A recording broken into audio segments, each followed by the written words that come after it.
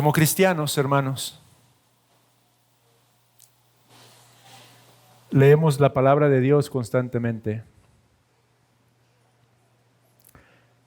A veces las Escrituras nos ordenan cosas difíciles de poner por obra, mandatos como amar a nuestro enemigo, hacer bien a los que nos hacen mal, mandatos como el procurar hacer con los demás como deseamos que hagan con nosotros,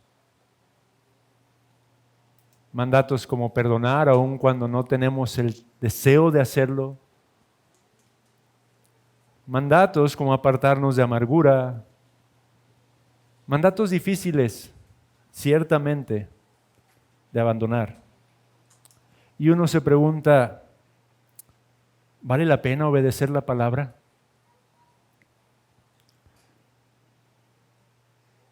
Otras veces nos habla de cosas que aunque no son lícitas, no nos convienen. Y nos preguntamos, ¿vale la pena dejar esos ciertos placeres o deleites? A veces nos ordena a cada uno en particular y en nuestro contexto específico a hacer ciertos sacrificios. Y podemos cuestionarnos también, ¿vale la pena hacer esos sacrificios? A veces nos enseña y en la experiencia realmente enfrentamos dificultades, adversidades. Algunos jóvenes quizá pudieran ser impopulares en su escuela y podrían preguntarse, ¿vale la pena el exponerme a ser impopular en mi escuela a causa de leer y escudriñar la palabra del Señor? Algunas veces, varones, nos enfrentaremos a problemas en el trabajo a causa de nuestra fe, a causa de querer seguir obedeciendo fielmente lo que la palabra nos ordena, y podemos preguntarnos, ¿vale la pena realmente enfrentar esos problemas en nuestro ámbito laboral? Algunas veces, seres queridos se apartarán de nosotros. A veces por causa de nuestro pecado. Pero otras veces no tanto por nuestro pecado, sino por querer hacer lo que Dios demanda a nosotros en la palabra. Y podríamos preguntarnos, ¿vale la pena el alejamiento de esos seres queridos? Hay contextos en los que las cosas son más complejas que relaciones rotas o relaciones difíciles. En el mundo en general, hay hermanos a quienes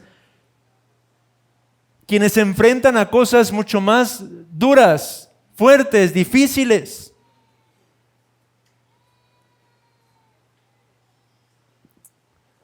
Veía acerca de un amado hermano, pastorea una iglesia en el África, que junto con toda su congregación fueron despojados de sus casas, de sus hogares, viviendo en especie de tiendas de campaña en medio del intenso calor de aquellas regiones, imposibilitados a regresar por sus pertenencias porque les cuesta la vida. O de una mujer afgana, quien junto con su esposo profesaron el cristianismo en aquella región. Pero su esposo fue asesinado a machetazos. Y ella tiene que conducirse constantemente ante el inminente peligro que esto implica. Y ellos podrían preguntarse, o aún nosotros, ¿vale la pena esa persecución? ¿Vale la pena enfrentar esas dificultades y esas adversidades? ¿Vale la pena seguir a Jesucristo, hermanos? Esta es la pregunta que hoy planteo en el título del sermón. Porque todo lo que he mencionado hasta este momento podemos resumirlo en esta pregunta. ¿Vale la pena seguir a Jesús? Cuando las cosas se vuelven complejas, difíciles, adversas, contrarias a lo que nosotros desearíamos, a nuestra propia comodidad. Lo cierto es que a menudo nos preguntamos eso, hermanos. Si usted es honesto, creo que en algún momento se ha cuestionado, ¿vale la pena seguir a Jesús? Lucas, en el contexto del pasaje que queremos escudriñar el día de hoy, nos presenta este encuentro entre Jesús y ese hombre rico. Un hombre rico que hizo una pregunta sincera acerca de la vida eterna. ¿Qué puedo hacer, Señor, para heredar la vida eterna? Esa es la pregunta que le hizo. Y podríamos resumir la respuesta de Jesús a esta frase, a esta palabra: sígueme. Solo que la conversación fue más compleja que esa palabra. Jesús primero le puso los mandamientos delante. ¿Conoce los mandamientos, cierto? Sí, sí los conozco. Jesús se los citó de todas formas, unos cuantos, no todos. Después de citárselo le dijo: guarda esos mandamientos, obedécelos. A lo que el joven respondió: todo eso ya lo he hecho, Señor. Y entonces el Señor lo lleva al primer renglón de todo ese libro de la ley y le muestra cómo es que está reprobado desde el principio, cómo es que realmente no ha sido capaz de cumplir ni siquiera el primer mandamiento al tocar el ídolo que había en su corazón. Jesús le dijo: todo el dinero que tienes, toda la abundante riqueza que posees, anda, véndela, dásela a los pobres y sígueme. De manera que aquel hombre no consideró que valiera la pena seguir a Jesús. Sí, se entristeció según el texto, pero no siguió a Jesús. Se apartó. Y los apóstoles se encontraban allí, los discípulos se encontraban allí en esta conversación, en este diálogo que tuvo lugar entre nuestro Señor Jesucristo y aquel hombre rico. Y entonces el apóstol Pedro, en el versículo 28, como solía hacerlo, con ese ímpetu y liderazgo que lo caracterizaba, alza la voz en representación de sus otros hermanos, de sus otros compañeros. Y él, al escuchar este estándar que Cristo establece para aquel hombre y ver que siendo muy rico, no sería capaz de despojarse de su amor por los tesoros terrenales y seguir a Cristo, el apóstol dice: he aquí nosotros hemos dejado nuestras posesiones y te hemos seguido. ¿Con qué propósito hizo este comentario el apóstol? Algunos consideran que era una especie de jactancia. Quizá escuchó: bueno, este hombre no fue capaz de dejar, pero nosotros sí, Señor, aquí estamos, nosotros sí fuimos capaces de dejar absolutamente todo y seguirte. Pero me inclino más a pensar en la otra postura a la luz de lo que yo leía y el contexto, de que lo hacía con cierto temor, diciendo: bueno, si este hombre era rico y necesitaba dejar todas sus riquezas para poder seguirte, Señor, ¿qué de nosotros? Recordemos que estos hombres no eran ricos realmente. No es mucho lo que tuvieron que dejar para seguir a Jesús. No es que les implicó un gran esfuerzo o un gran sacrificio el dejar las cosas que tenían. Tenían un negocio pesquero no muy productivo, que digamos, en una ocasión se nos narra la noche en la que no pudieron obtener ni un solo pez. Bueno, dejaron eso poco que tenían para seguir a Jesús, pero él hace esta pregunta. O bueno, hace este comentario, porque en nuestro texto no hay ninguna pregunta. En los textos paralelos sí hay una pregunta de parte del apóstol Pedro, que en Lucas solamente está implicada. Si nosotros te hemos seguido, ¿qué vamos a obtener nosotros, Señor?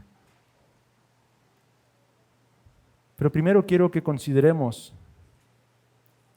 lo que significa seguir a Jesús. El apóstol Pedro, junto con los otros apóstoles, en algún momento de su vida estuvieron dispuestos a hacer esto. Pedro estaba diciendo la verdad. Ellos dejaron sus posesiones y estuvieron dispuestos a seguir a Jesús. En Lucas capítulo 5, versículos 8 al 11, encontramos el momento exacto en el que eso ocurrió, digámoslo así.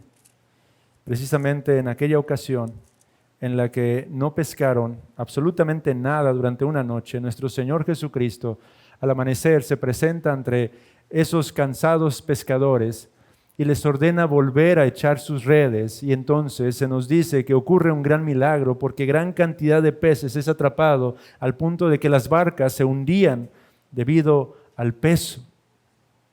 Tras ese acontecimiento, Lucas registra la reacción del apóstol Pedro en el capítulo 5, versículo 8. Viendo esto, Simón Pedro cayó de rodillas ante Jesús diciendo: apártate de mí, Señor, porque soy hombre pecador. El apóstol Pedro en esos momentos despertó en su conciencia la realidad de delante de quién estaba en un sentido. Él pudo entender obscuramente, si usted quiere, que Jesús era alguien más que un mero rabí, alguien más que un maestro. Él entendió su propia condición de miseria, su propio pecado. Continúa diciendo Lucas: porque por la pesca que habían hecho, el temor se había apoderado de él y de todos los que estaban con él, y asimismo de Jacobo y Juan, hijos de Zebedeo, que eran compañeros de Simón. Y aquí es donde ocurre. Pero Jesús dijo a Simón: no temas, desde ahora serás pescador de hombres. Y cuando trajeron a tierra las barcas, dejándolo todo, dice, le siguieron. Este fue el momento crucial en la vida de estos hombres. Fue el momento en el que, desde mi perspectiva, se volvieron cristianos, digámoslo así. Comenzaron a seguir a nuestro Señor Jesucristo. Y hermanos, ¿qué significa seguir entonces a Jesús? ¿Qué implica seguir a Jesús? Jesús lo relaciona en otros pasajes con obediencia, pero no una obediencia meramente externa, sino una que surge del amor, en virtud de participar con Cristo, no solo en su exaltación, pero aún en su propia humillación. Primera de Juan, capítulo 2, versículo 6 dice: el que dice que permanece en Él debe andar como Él anduvo. Seguir a Cristo, podríamos decir, es andar como Él anduvo en el proceso de su humillación hasta el día en que podamos participar plenamente de su exaltación. Los apóstoles debían seguirlo y nosotros debemos seguirlo de la misma manera en la que Él caminó por este mundo. Y eso implica muchas cosas. Déjele doy algunas de las cosas que implica seguir a Cristo. Ellos debían seguirlo, para empezar, con la ayuda del Espíritu Santo y en constante oración. Jesús es uno que caminó por este mundo, anduvo por este mundo, guiado por el Espíritu Santo, viviendo en comunión con su Padre a través de la oración. Seguir a Cristo para nosotros significa caminar dependiendo del Espíritu Santo, buscando su rostro a través de una constante oración. ¿Está usted siguiendo a Cristo? Seguir a Cristo significa seguirlo resistiendo las tentaciones. Jesús anduvo por esta tierra y se nos describe la forma en la que particularmente en algunos momentos se enfrentó tentaciones. Si usted y yo vamos a andar como Él anduvo, debemos esperar enfrentar tentaciones. Seguir a Cristo es estar conscientes y dispuestos de que somos llamados a resistir esos momentos de tentación como Cristo mismo lo hizo. Los apóstoles también debían seguirlo en medio de todo tipo de pérdidas y aflicciones. Jesús caminó en este mundo de esa manera. Hay un texto particular donde se nos dice simplemente: Jesús lloró. Y lloró ante la tumba de un amado amigo, Lázaro. Jesús anduvo por este mundo enfrentando aflicción y pérdidas. Seguir a Cristo significa para nosotros estar dispuestos a caminar por este mundo también, enfrentando ese tipo de pérdidas y aflicciones. Ellos también tenían que seguirlo en medio del desempeño de su llamado. Jesús anduvo por este mundo haciendo lo que Él fue llamado a hacer. Él fue diligente, Él hizo lo que su Padre quería que hiciera. Era su alimento el hacer la voluntad de su Padre Celestial. Para eso se encarnó, para eso vino a este mundo. Él cumplió con un llamado en particular. De la misma manera nosotros tenemos que seguirlo cumpliendo con el llamado que nuestro contexto nos ha dado. Eso puede representar diferentes cosas para cada uno de nosotros. Para un hombre que es cabeza de hogar puede significar algo en particular, para una madre, para una esposa, para un hijo, una hija, para un trabajador, para un empresario, para todos y cada uno de nosotros eso tiene un significado particular. Pero seguir a Cristo significa seguirlo en medio del desempeño de ese llamado que nos ha sido dado, hermanos. Ellos también debían seguirlo por medio de hacer bien a los demás. Es lo que hizo Jesús, hermanos. Nos dice en el libro de los Hechos que Jesús anduvo haciendo bienes. Seguir a Cristo significa para usted y para mí caminar por este mundo buscando hacerle bien al prójimo. No esperando el bien del prójimo, pero buscando intencionalmente hacer bien a nuestro prójimo. Es fácil, dijo nuestro Señor Jesucristo, hacer bien a los que les hacen bien, bendecir a los que los bendicen, pero en eso no hay absolutamente ningún mérito, dijo el Señor, porque ustedes son llamados a ser hijos de su Padre celestial. Seguir a Cristo representa para nosotros entonces procurar hacer bien a los demás. Pero no lo merece, hermano, hacer bien a los demás. Ellos debían seguir a Cristo por medio de cultivar un carácter conforme al de Cristo. En el Evangelio de Lucas vimos hace ya mucho tiempo que Jesús mismo es uno que creció en estatura y en sabiduría. Gran misterio de la piedad. El eterno Dios que no aprende absolutamente nada, sin embargo en la carne aprendió y creció. De la misma manera usted y yo tenemos que crecer. Seguir a Cristo es un llamado a crecer. Crecer como Cristo creció. Crecer en gracia, crecer en sabiduría, crecer en el carácter cada vez más conforme al suyo, hermanos. Seguir a Cristo implica seguirlo también tomando nuestra cruz. Jesús mismo se abnegó, se negó a sí mismo. Y Él habló acerca de la abnegación. Si tu mano derecha te es ocasión de caer, córtatela, dijo el Señor. Esto no tiene una implicación literal. Esto apunta a la abnegación que constantemente tenemos que hacer. Tenemos que negarnos a nosotros mismos. A veces no queremos perdonar. Niégate a ti mismo y extiende el perdón.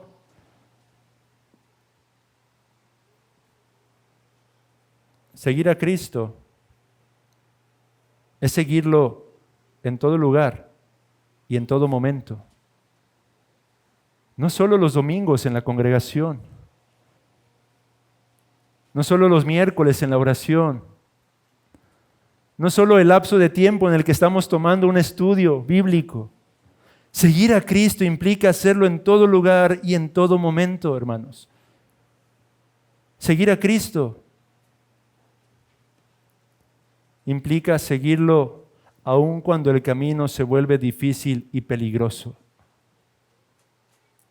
Jesús es uno que enfrentó constantemente persecución.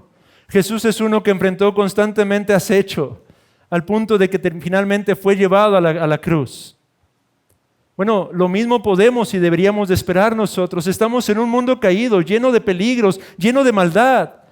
¿Y qué podíamos esperar si esta surge del corazón de todos y cada uno de los seres humanos, hermanos? No es que la maldad está fuera de nosotros, pero está dentro de nosotros. Y mientras este mundo esté habitado por seres caídos como lo somos nosotros, habrá maldad, habrá peligros, habrá dificultades. Seguir a Cristo implica ser conscientes de esta realidad y seguirlo aún cuando ese camino se vuelve realmente peligroso y difícil.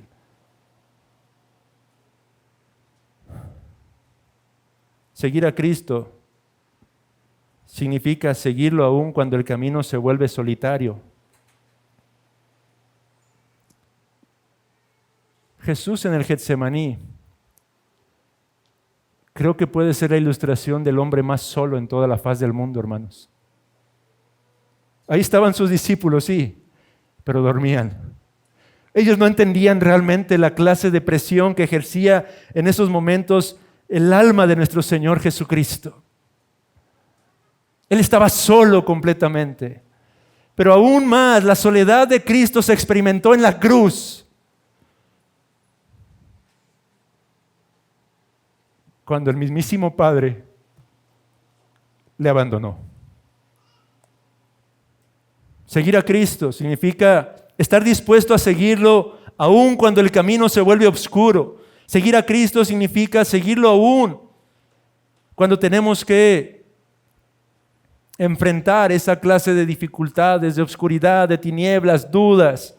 Jesús en Getsemaní no es que haya dudado, pero Él clamaba al Padre: si puedes, pasa de mí esta copa. Era el momento oscuro para Jesús. Aún en esos momentos debemos continuar siguiéndolo. Seguir a Jesús significa seguirlo abiertamente mientras inducimos a otros a hacer exactamente lo mismo, hermanos. Seguir a Jesús significa hacerlo amando a nuestros compañeros de viaje, pero de eso voy a hablar un poco más en la aplicación del siguiente punto, hermanos. Seguir a Jesús significa hacerlo con la esperanza de que donde Él está, nosotros también estaremos. Esto es seguir a Jesús, hermanos. Pero vuelvo a preguntar, ¿vale la pena seguir a Jesús? ¿Qué obtenemos a cambio por seguir a Jesús? Eso es lo que literalmente Pedro preguntó en Mateo 19, 27. ¿Qué pues tendremos?, le hizo la pregunta al Señor. Ahora, yo creo que este fue un comentario sincero por causa de la respuesta que nuestro Señor Jesús ofrece en los siguientes versículos. Nuestro Señor Jesús, cuando había una motivación incorrecta, a menudo sus respuestas eran incisivas, reprendía de una forma u otra o contestaba veladamente, pero aquí lo que obtiene Pedro como representante junto con los otros discípulos es una respuesta clara y sincera de parte de nuestro Señor. Por ello yo creo que Pedro no estaba preguntando jactanciosamente, no creo que Pedro estaba preguntando en un sentido porque creyera que tenía que hacer méritos para merecer la vida eterna. Creo que Pedro realmente, como dice incluso al final del pasaje, estaba todavía en obscuridad hasta cierto punto. Había muchas cosas que no eran capaces de entender y de discernir. Jesús sabía que este comentario era sincero y en Mateo 29 que aún se pregunta era sincera. Y Jesús responde con claridad ante esta inquietud que se pudiera albergar en el corazón de sus apóstoles para beneficio y provecho aún de nosotros, porque escuche la respuesta que nuestro Señor ofrece. Uno podría decir jactanciosamente o aparentando modestia: no, yo no pretendo recibir absolutamente nada a cambio, pero es una pregunta lícita. Señor, ¿qué implica que te siga? ¿Qué puedo obtener yo a cambio si voy a seguirte? Si eso significa seguirte, enfrentar todas estas cosas, ¿realmente vale la pena, Señor?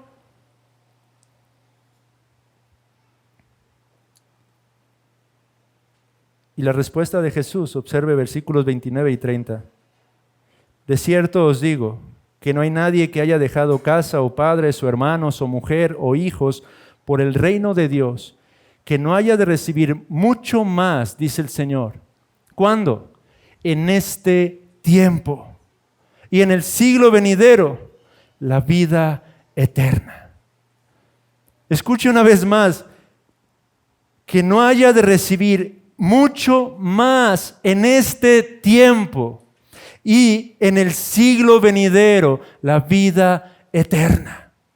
Hermanos, Jesús está diciendo que sí hay una recompensa para nosotros, que sí hay un beneficio para aquellos que le siguen, que no es jactancioso ni pecaminoso considerar esta realidad.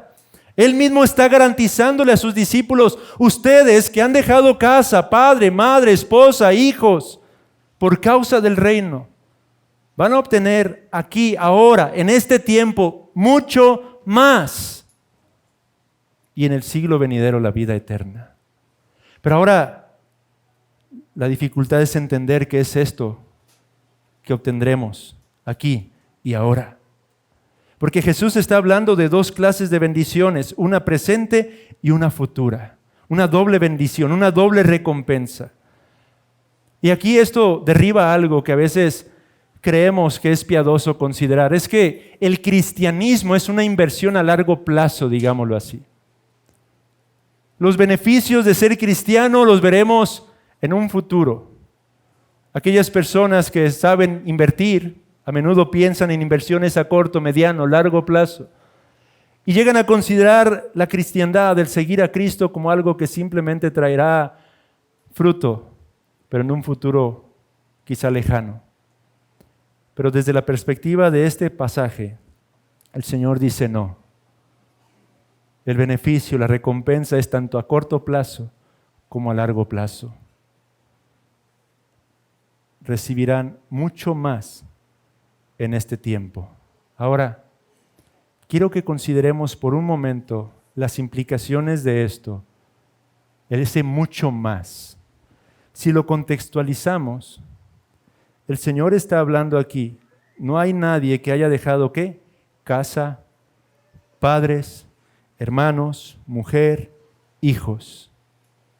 ¿Qué es lo que está diciendo que dejan? Relaciones y ciertas posesiones materiales. De manera que cuando habla de ese mucho más, está hablando de algo en particular en el contexto. Literalmente, hermanos, algunos cristianos tienen que dejar todas estas cosas. No es que todos los cristianos somos llamados a dejar casa, padre, madre, esposa, hijos, pero en ocasiones pasa, en ocasiones ocurre, en ocasiones es una realidad. Entre nosotros tenemos amadas hermanas que en un sentido por causa de Cristo se encuentran ahora solas. Eso es una realidad, es algo que ocurre a menudo. El Señor, en su providencia sabia, buena, que no somos capaces de entender, permite esas cosas. Hay personas alrededor del mundo, amados hermanos en Cristo, que literalmente han tenido que cumplir con este principio en un sentido. Otra vez, tengo ejemplos tomados de diversos ministerios que se encargan de tratar de brindar apoyo a la iglesia perseguida por todo el mundo. Tenemos a una mujer llamada Aisá, del norte de África, que por causa del evangelio fue repudiada por su padre y por su madre. Por causa del reino de Dios, ella ya no tuvo más padre y madre. O Sahá, una mujer de Irán, quien lo perdió absolutamente todo por causa de nuestro Señor Jesucristo. O Deepak, un hombre de la India, que su familia lo echó y lo desheredó por completo por causa de volverse a Cristo. Otra mujer llamada Somayá, del Irán, que fue también menospreciada por todos sus seres queridos, despojada de su hogar,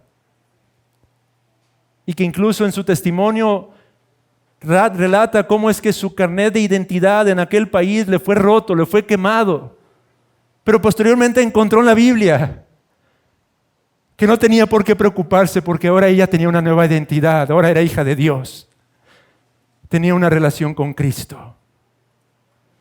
De manera que literalmente en ocasiones, amados hermanos, hay cristianos que tendrán que experimentar el despojarse o la pérdida de todas estas cosas: padre, madre, esposa, hijos, posesiones. Pero aún a ellos el Señor les dice: en este tiempo tendrás mucho más. Un comentarista dice respecto a esto, contextualizado: mucho más en este tiempo refleja la realidad de una nueva comunidad creada por el compromiso con Cristo Jesús, que trasciende las relaciones temporales en el aquí y en el ahora. En otras palabras, en el contexto, amados hermanos, algo que obtenemos cuando venimos a Cristo es el hecho de que llegamos a ser parte de la familia de Dios. Dios llega a ser nuestro Padre. Ahora estamos casados con nuestro Señor Jesucristo como esposo. Y ahora estamos inmersos en una gran comunidad en la que se nos dice que somos hermanos. Esto es lo que contextualmente podemos entender parte de ese mucho más.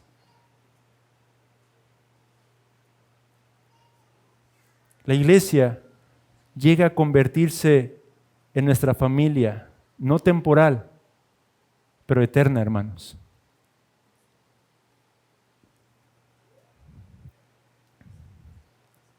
Es en la iglesia, hermanos, donde aprendemos lo que significa seguir a Cristo. Hoy vivimos, y lo he dicho varias veces, en un mundo individualista. La cultura es individualista. Y eso ha contaminado a la iglesia. Pero la vida cristiana no es una vida de individualismo. La vida cristiana es una vida de congregación, de comunidad. No somos llamados a vivir un cristianismo de forma aislada, independiente. No existen en las Escrituras llaneros solitarios. Todo lo que está escrito en la palabra de Dios en el Nuevo Testamento está engastado en el contexto de una comunidad. Comunidades locales, visibles, en donde somos bendecidos y somos de bendición, en donde realmente podemos llegar a aprender lo que significa e implica seguir a Cristo. Es en este contexto, en el contexto de nuestra familia eterna, que podemos cumplir con la ley del amor que Cristo nos ordenó. Los solteros, quienes necesitan compañía, son llamados a ser hermanos o hermanas de los que se encuentran a su alrededor, para que estos a su vez puedan llegar a ser esos hermanos y hermanas de Él mismo. Aquellos que enfrentan dificultades en el ámbito de su matrimonio pueden encontrar en el contexto de la iglesia a un padre, a una madre que puede llegar a enseñarles cómo relacionarse apropiadamente en el contexto del matrimonio. Aquellos amados hermanos o hermanas en Cristo que no tienen hijos son llamados a acoger en el contexto de la iglesia local a aquellos pequeños como lo hizo nuestro Señor Jesucristo. Aquellos que pudieran encontrarse lejos de sus propias familias pueden encontrar en el contexto de su iglesia un hogar del cual formar parte. Aquellos que quizá llegan al ocaso de sus vidas y no tienen familiares, pueden encontrar en el ámbito de la iglesia local a una familia que llorará por ellos en el momento en que Dios los llame a su presencia. Cualquier hogar o familia que abandonemos está más que compensado en el ámbito de la iglesia local si tan solo aprendemos a considerarla como la verdadera familia de Dios.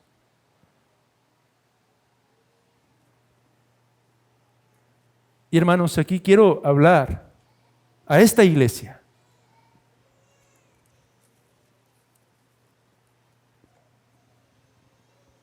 La Biblia por todas partes nos enseña que la cristiandad consiste en una familia. La Biblia nos enseña que usted y yo somos hermanos y que esta relación es una que perdurará. No es una relación temporal, pero es una relación eterna. Pero si esto que acabo de describir no se cumple, si aquí hermanos que se encuentran solos no son capaces de encontrar compañerismo, si hermanos que sufren la pérdida de algún ser querido no son capaces de encontrar el abrazo, es porque algo se ha dejado de hacer. Es porque en algo estamos fallando, hermanos. Es porque no estamos viviendo a la luz de la cristiandad. Es porque no estamos viviendo conforme al amor de Cristo. Una iglesia local tendría que respirarse un ambiente familiar. Ciertamente a veces enfrentaremos dificultades unos con otros. Las divisiones, las disensiones que enfrentamos entre nosotros es un medio más para que podamos seguir creciendo y madurando en la fe. A veces ese tipo de circunstancias nos hacen apartarnos, amados hermanos, pero lo contrario es lo que tendría que ocurrir en el ámbito de nuestra iglesia local. Escuche lo que el apóstol Pablo escribe en Filipenses capítulo 2. Por tanto, si hay alguna consolación en Cristo, si algún consuelo de amor, si alguna comunión del Espíritu, si algún afecto entrañable, si alguna misericordia, dice el apóstol Pablo, él está diciendo, filipenses, ¿han experimentado todo esto en Cristo? Si es así, completad mi gozo, sintiendo lo mismo, teniendo el mismo amor, unánimes, sintiendo una misma cosa. Nada hagáis por contienda, dice el apóstol, o por vanagloria. Antes bien, con humildad, estimando cada uno a los demás como superiores a él mismo, no mirando cada uno por lo suyo propio, sino cada cual también por lo de los otros. Romanos capítulo 4 nos enseña que todos somos descendientes de Abraham, hablando de Abraham como el modelo de la fe, apuntando a la realidad de una familia, hermanos. De manera que un llamado a través de esta consideración de ese mucho más es para que en el ámbito de esta iglesia local, hermanos, reconsideremos que el propósito que tenemos como iglesia es precisamente suplir cada una de esas necesidades. Un pastor alguna vez nos dijo algo así: la iglesia debería fungir como ese esposo que se fue de casa para esa hermana. La iglesia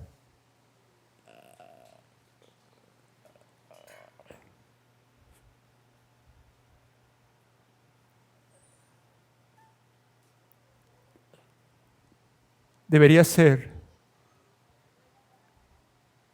ese padre para ese hijo que fue desamparado por el suyo.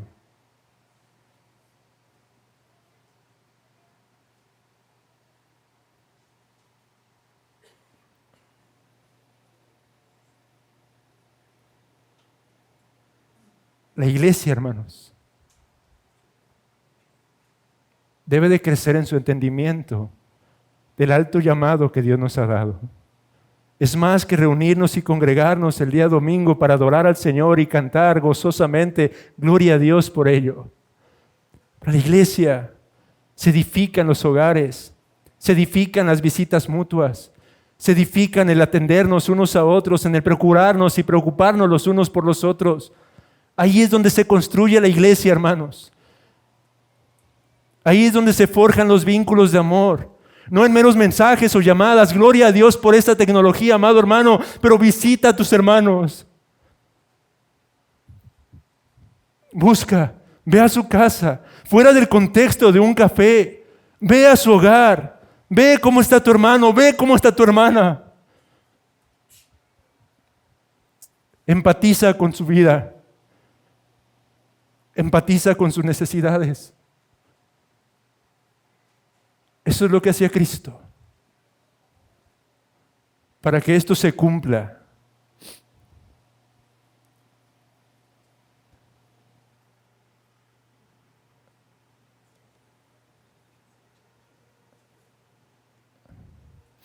pero nuestro Señor se refería a algo más que las relaciones espirituales, hermanos. No es que la iglesia es la que supliría el mucho más del que se habla en el pasaje. Ese mucho más trasciende las cosas materiales, hermanos. Para entender ese mucho más tenemos que dejar de pensar carnal o terrenalmente. Los predicadores de la prosperidad dirían que ese mucho más implica que tendrás más carros, más casas, como con Job. Incluso te darán ejemplos bíblicos.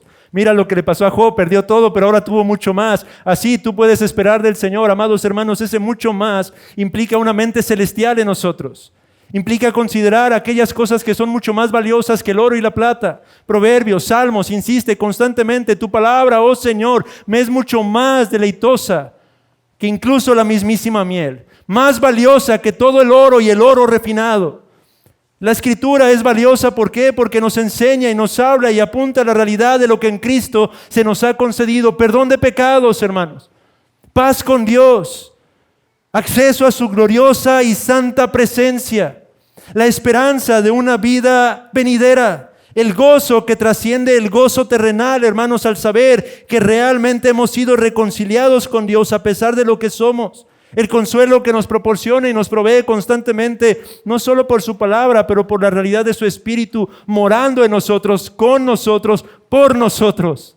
Esas son las cosas que el Señor concede de manera mucho más abundante. Un santo reposo al saber que ya no dependemos de nuestras obras, hermanos, pero que dependemos de la perfecta obra de nuestro Señor Jesucristo. Y esa comunión íntima con nuestro Dios, hermanos. Ese es el mucho más del que está hablando aquí nuestro Señor Jesucristo. Y si usted lo considera más detenidamente, ese mucho más apunta a una persona en particular, Jesús. ¿Por qué? Lo puedes perder todo, pero ahora tienes a Cristo, tienes a Jesús. De manera que te quedas sin hogar. Bueno, la Biblia nos enseña que Jesús es nuestro refugio y fortaleza en medio de la tempestad. Tal vez te quedaste sin el amor de un ser querido. Bueno, se nos enseña que Jesús es el cumplimiento del dicho proverbial: amigo hay más unido que un hermano. Cristo llega a ser ese nuestro amigo mejor, nuestro íntimo, el cercano para nosotros. A lo mejor tuviste que quedarte sin dinero, sin propiedades. Bueno, Jesús es el verdadero tesoro de nuestra alma. Ese es el mucho más del que habla en el texto. Nos está enseñando no solo a confiar, o tanto a confiar que Él nos dará lo que necesitamos, pero nos enseña que Él es lo que necesitamos, hermanos. En esa famosa parábola de la perla del gran precio, Jesús es esa perla. Él es el tesoro que Dios en Cristo abre para nosotros y nos ofrece plenamente. De manera que la pregunta real no es tanto si vale la pena seguir a Jesús. La pregunta detrás de esta primer pregunta ¿es Jesús para ti digno? Porque eso es lo que obtenemos nosotros, hermanos, a Él mismo. De manera que más bien pregúntate cuando comienzas a dudar: ¿es Cristo digno? Ahora, Jesús no solamente nos dice que obtendremos todo esto en este tiempo, pero dice en la vida venidera, la vida eterna. La vida eterna. O sea, Jesús se nos promete no solo ahora, sino también después. Jesús para siempre, hermanos. Él es nuestro y nosotros somos suyos, no temporalmente, sino para siempre. Vida eterna, considere eso. Es algo que nunca cesará. Yo no sé si usted ha experimentado esta sensación de este lado de la eternidad. Personalmente, hermanos, he disfrutado momentos bellos con ustedes. Ha habido momentos particulares que han quedado grabados en mi mente y en mi corazón. Momentos que a veces simplemente veo y quisiera que se congelara todo y durara eso para siempre. Porque a veces me temo que el día de mañana ya no estará alguno más de ustedes por diversas causas, por diversas razones. Por eso a veces desearía: Señor, ya, deténlo. Pero sé que no se detendrá. Ese momento en particular pasa, se acaba.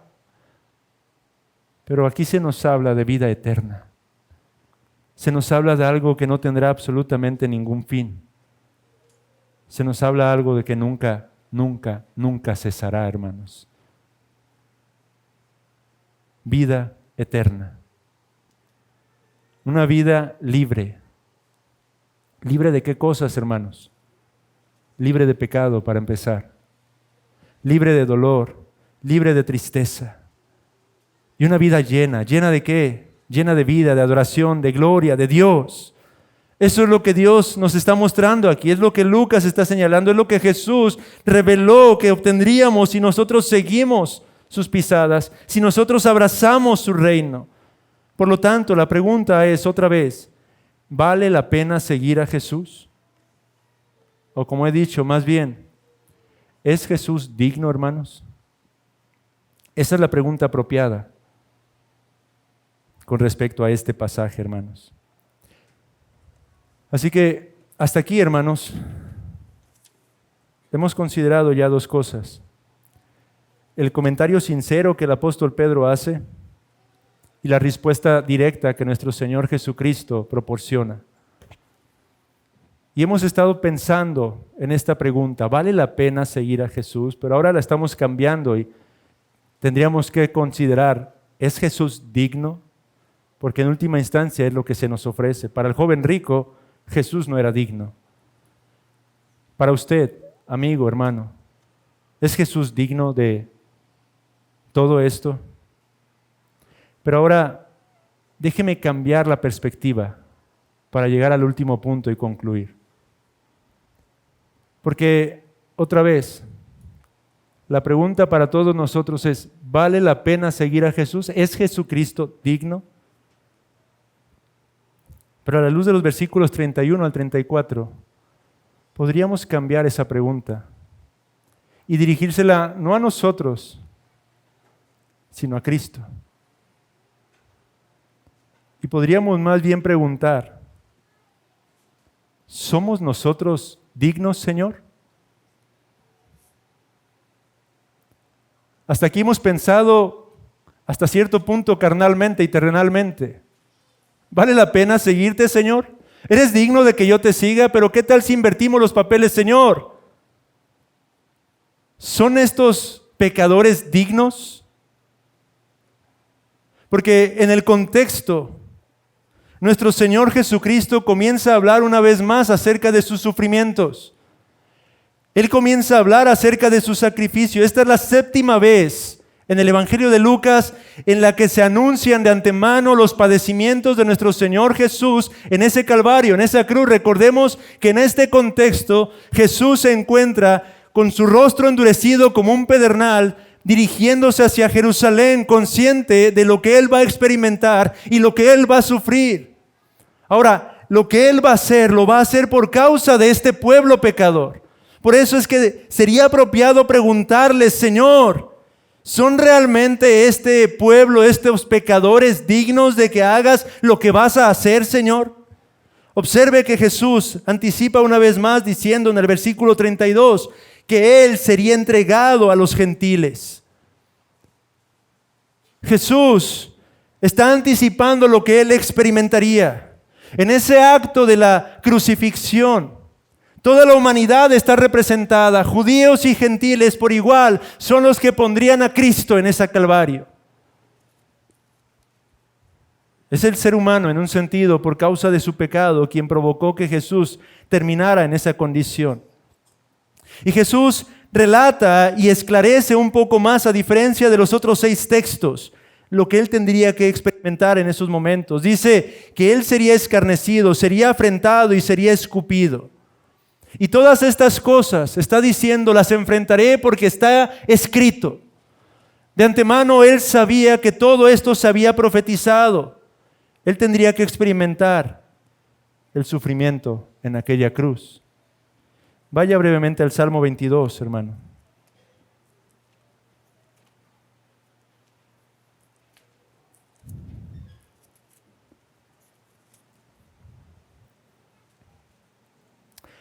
Las Escrituras de antemano habían anunciado lo que Jesús tendría que padecer. Y el Salmo 22 es uno de los textos donde particularmente se anticipaba la obra de Jesús en la cruz. Versículo 1 ya se adelantaba que Él sería desamparado. Dios mío, ¿por qué me has desamparado? ¿Por qué estás tan lejos de mi salvación y de las palabras de mi clamor? Eso se había anunciado de antemano. Versículo número 7 se nos enseña que Él sería escarnecido. Todos los que me ven me escarnecen, estiran la boca, menean la cabeza. Versículo número 15 se nos enseña de antemano que Él experimentaría un tormento por causa de la sed. Como un tiesto se secó mi vigor y mi lengua se pegó a mi paladar y me has puesto en el polvo de la muerte. Versículo 18.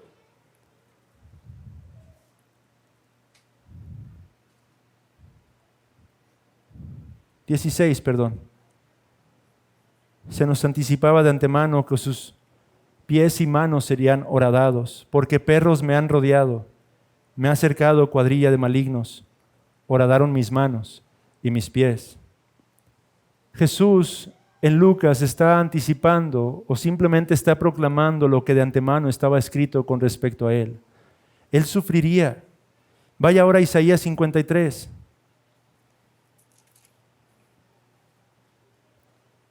Versículo 3. Se anticipaba de antemano el desprecio y el rechazo que también experimentaría, despreciado y desechado entre los hombres, varón de dolores, experimentado en quebranto, y como que escondimos de él el rostro, fue menospreciado y no lo estimamos. Versículo 5 se nos dice que él sería herido por nuestras rebeliones y molido por causa de nuestros pecados. Versículo 12 se nos enseña que él derramaría su vida hasta la muerte. Por tanto, yo lo daré parte con los grandes y con los fuertes repartirá despojos, por cuanto derramó su vida hasta la muerte y fue contado con los pecadores, habiendo él llevado el pecado de muchos y orado por los transgresores.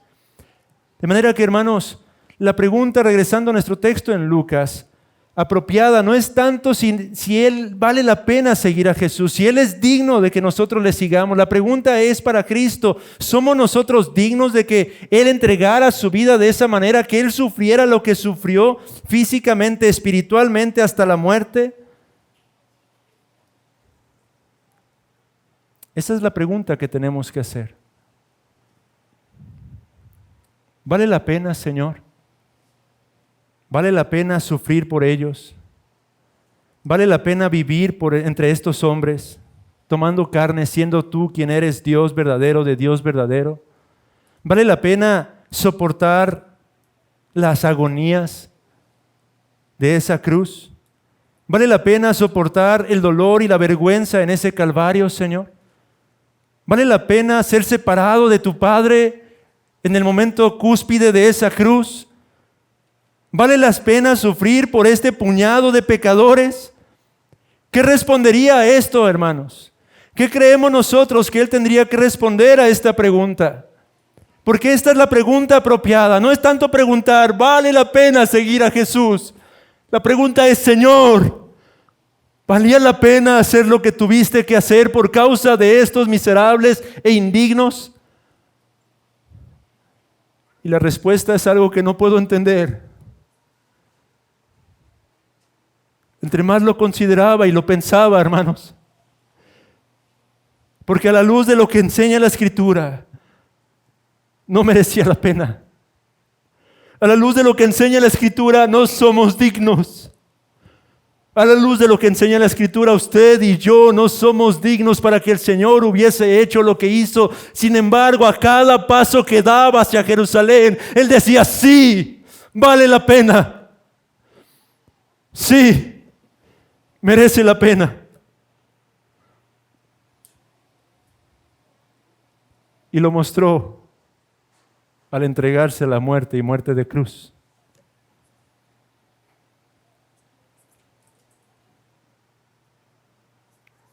No podemos entender, hermanos, cómo es que Él nos amó, siendo indignos como somos. Sin embargo, Él avanzó y lo entregó absolutamente todo. Piense en esto, hermanos.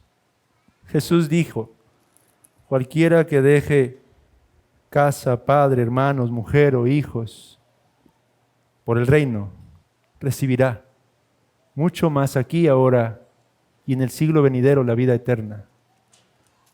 Pero Jesús es quien realmente cumplió esto, hermanos.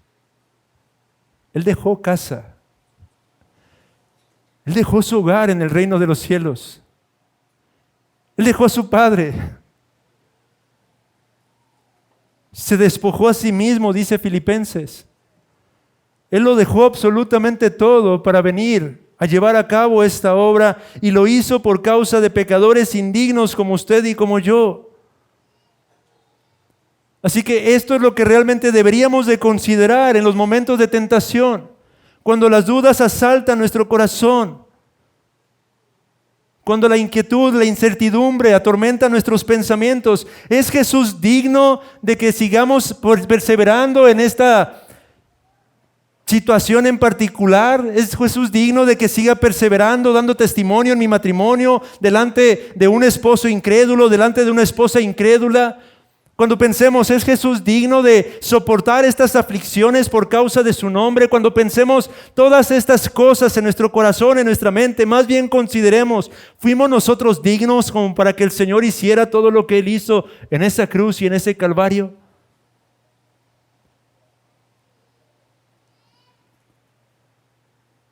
Y a la luz de esa respuesta, hermanos,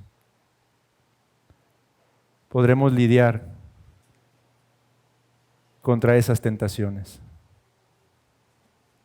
Jesús dejó casa, padre, y aún sufrió el abandono en ese Calvario. De manera que nosotros en Él podemos encontrar suficientes razones para perseverar en medio de la lucha que cada uno de nosotros tengamos que enfrentar en nuestro contexto como cristianos. Padre de familia, Cristo es digno de que sigas perseverando día tras día, hablando acerca de la palabra. Esposo, que estás pasando por una situación difícil en tu matrimonio, Cristo es digno de que sigas perseverando. Hermana, que también enfrentas dificultades, adversidades, bueno, piensa y considera a Cristo, lo que Él hizo. Considera tu propia indignidad y considéralo a Él digno por causa de eso. Amigo, que estás entre nosotros y que aún no has corrido a Cristo, Él es digno. No hay pecado que se compare con lo que Él es. Abandona de una vez por todas tus iniquidades, tus transgresiones. Porque Él es digno, puesto que en la cruz Él mostró el porqué de esta dignidad. Pues se dio a sí mismo por completo, aun cuando realmente nosotros no valíamos la pena, hermanos.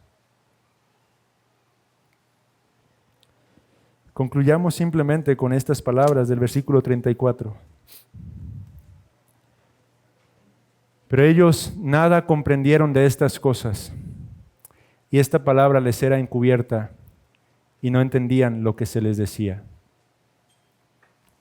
Que el Señor quiera hoy abrir nuestro entendimiento para que seamos capaces de considerar y contemplar realmente el valor del sacrificio de nuestro Señor Jesucristo, nuestra indignidad, pero su dignidad. Y que a la luz de ello, en arrepentimiento y fe, podamos poner nuestra confianza el día de hoy, a fin de poder gozar de comunión, no temporal, sino eterna, porque Él ha garantizado que cualquiera que le sigue, no importa lo que te demande Él que tengas que dejar, recibirás mucho más en este tiempo y en el siglo venidero, la vida eterna. Oremos al Señor para prepararnos a fin de participar de la cena en esta hora.